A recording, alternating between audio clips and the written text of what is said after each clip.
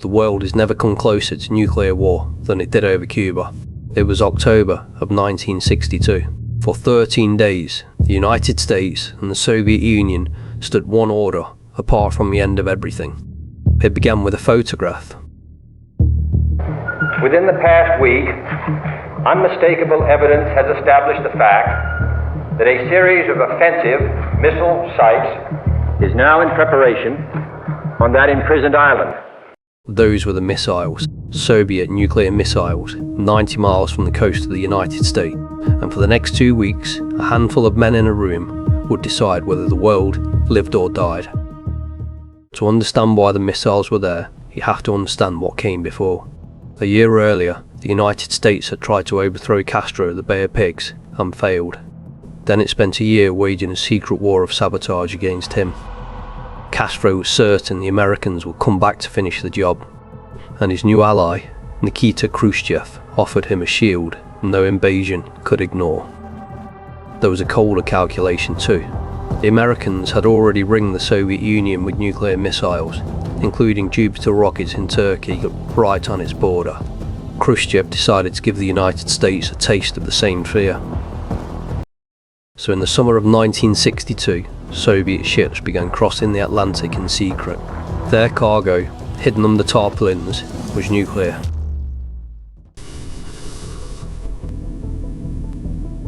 On the 14th of October, an American U-2 spy plane flew high over western Cuba and took a roll of film.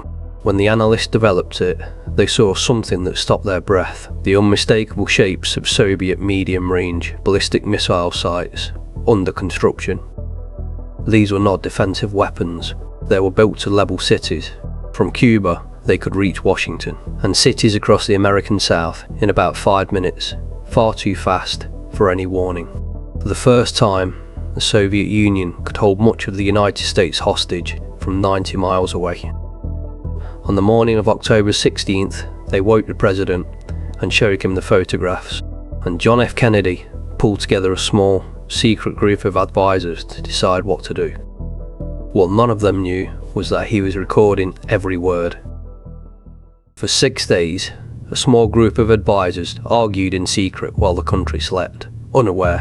They knew that if word leaked before the president was ready, a panic alone could force events. The room split into 2 camps. The generals wanted to bomb the missile sites and follow with a full invasion. Kennedy feared that the first shot would not be the last, that an airstrike would kill Russians and start a war that could not be stopped. He had read the histories of how the First World War began, nations stumbling into catastrophe because no one could find a way to step back.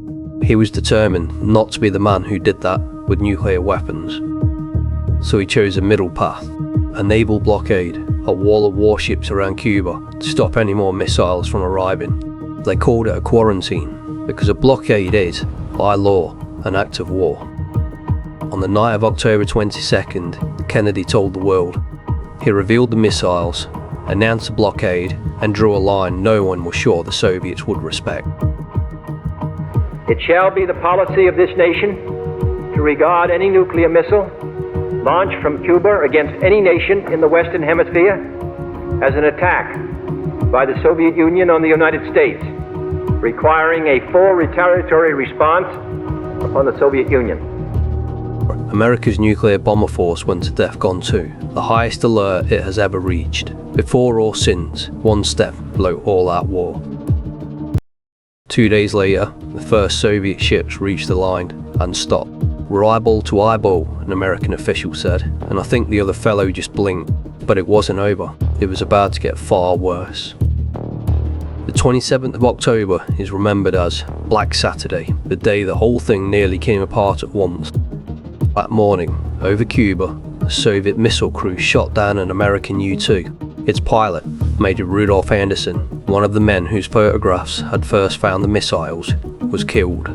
He would be the only man to die by enemy fire in the entire crisis, and the order to fire had not come from Moscow. Soviet officers on the island had made the decision themselves, exactly the kind of accident, far from the men in charge, that could tip the world into war. And beneath the waves, it was worse still. Off the coast, an American task force was hunting a Soviet submarine B-59, dropping depth charges to force it up. The submarine had been submerged for days. Its batteries were dying, the air was foul, and the heat inside was unbearable. It had lost contact with Moscow, and its crew had no way to know whether the war had already started up above. What the Americans did not know was that B-59 carried a nuclear torpedo, and its captain, rattled by the explosions, wanted to use it.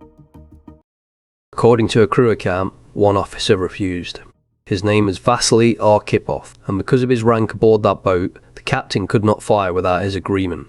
He calmed the captain down, and the submarine rose to the surface instead of a single man in a metal tube in the dark may have kept October from becoming the end of the world.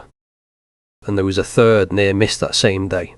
An American spy plane sampling the air near the North Pole drifted by mistake into Soviet airspace, and fighters scrambled on both sides before it found its way home.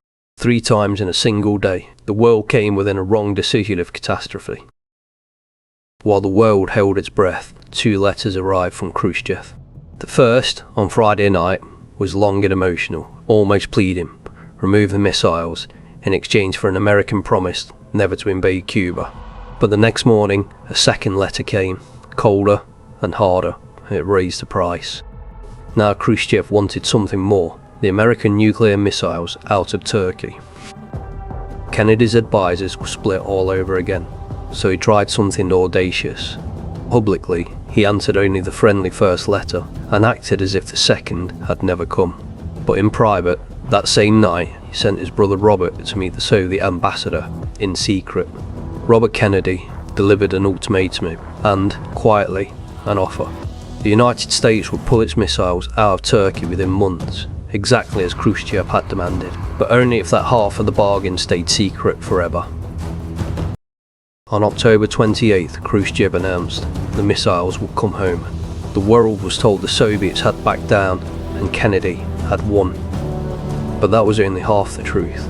Kennedy had traded away his missiles in Turkey to end it, and for years, almost no one knew.